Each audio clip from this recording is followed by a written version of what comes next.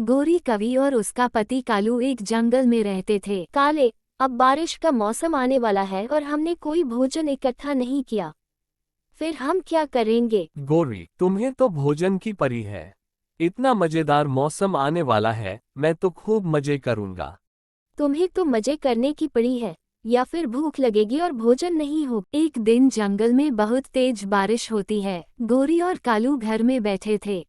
मुझे तो अब खाने का मन कर रहा है, लेकिन घर में कोई भी खाना नहीं है। अब मैं क्या करूं? भूख तो मुझे भी लग रही है। तुम तो बहुत आलसी और निकम्मे हो, कोई काम भी नहीं करते। मैं कुछ अपने लिए करती हूँ।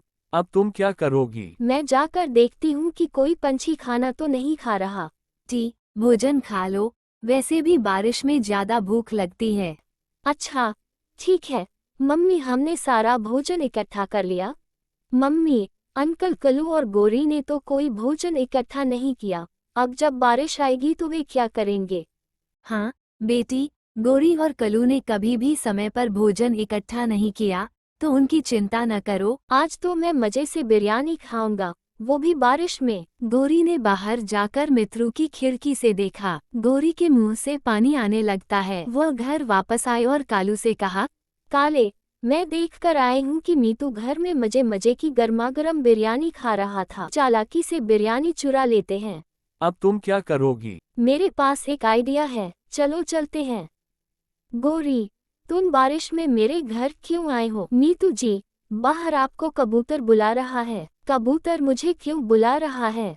पता नहीं वह क्या कह रहा है।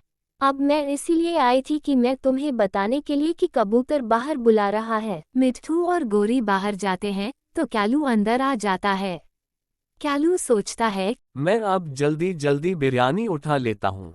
गोरी, अब यहाँ तो कबूतर है ही नहीं, अभी तो इधर ही था, पता नहीं कहाँ चला गया। मैं कल इससे पूछ लूंगा। फिर वह बिरयानी लेकर भाग जाता है। जब मिट्ठू वापस आता है तो उसकी बिरयानी नहीं होती। तो इधर रख कर गए थे, लगता है। गोरी और कालू मेरी बिरयानी ले गए और मुझे बेवकूफ़ बना दिया। मैं अब गोरी और कालू को नहीं छोड़ूंगा। काले, अब हम मजे मजे से ये गरम गरम नीतू वाली बिरयानी खाएंगे। हाँ गोरी, गर्मागर्म खाने में तो अपना ही मजा है। गोरी और कालू मजे से बिरयानी खा रहे थे। अगले दिन गोरी कालू से कहती है, चलो, मैं देख आती हूँ कि आज मीतू क्या खा रहा है। काले जी, आज तो मीतू ने सारी खिड़कियाँ आशीर्वाद से बंद की हुई हैं। चलो, कुछ और सोच लेते हैं। हम चिड़ियाघर जाकर उसका दाना चुरा लेते हैं। मैं तुम्हें बताती हूँ, चिड़िया किसान की पत्नी सभी पंक्तियों में भोजन बांट रही है। क्या तुम क्या कह रही हो, गोरी बहन? हम भी अभी इसी भोजन लेकर आए थे। तुम भी जाकर किसान की पत्नी से भोजन ले आओ। अच्छा, हम भी भोजन ले आते हैं। चिड़िया किसान की पत्नी के घर भोजन लेने गई, लेकिन वहाँ किसान की पत्नी नहीं थी। यहाँ तो किसान की पत्नी नहीं है। हाँ, शायद वो घर चली गई होगी। तो गोरी और कालू चिड़िया के घर में घुस जाते हैं और उसका खाना उठा लेते हैं। चिड़िया लौटते समय चिल से मिली और कहा, चिल भैया, क्या आपको भी किसान की पत्नी ने भोजन दिया है? नहीं, मुझे तो कोई भोजन नहीं मिला। अच्छा, गोरी तो कह रही थी कि सभी पंचों को किसान की पत्नी भोजन दे रही है।